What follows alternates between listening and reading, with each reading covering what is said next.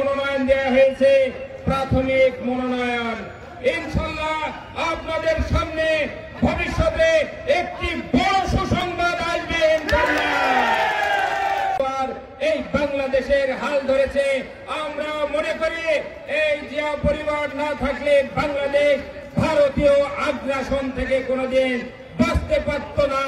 তাই আপনাদের কাছে আমরা অনুরোধ করছি, এই জিয়া পরিবারের ইনশাআল্লাহ সামনের যে সিদ্ধান্ত, সেই সিদ্ধান্ত ভুল হবে না, ভুল হবে না।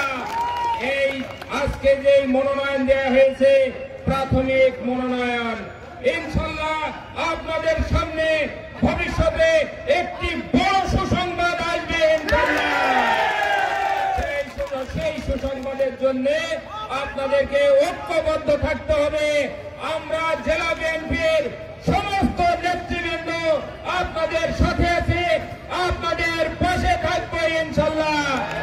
আপনারা জানেন, আমি একটা কথা বলে শেষ করব। আপনারা জানেন আমরা জেলা বিএনপির ওয়ার্ড পর্যায়ে, ইউনিয়ন পর্যায়ে, পৌরসভার ওয়ার্ড পর্যায়ে, পৌরসভার কমিটি, থানা কমিটি, জেলা কমিটি করার সময় আপনারা জানেন আমরা কত প্রতিরোধের মুখে পড়েছি না?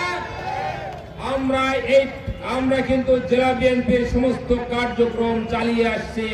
এই প্রতিরোধের বড় প্রতিরোধ যারা করেছিল তারা কি জেলা বিএনপি শত্রু না? আমরা মনে করি এই জেলা বিএনপি সঠিক জায়গায় থেকে সঠিকভাবে রাজনীতি করছে।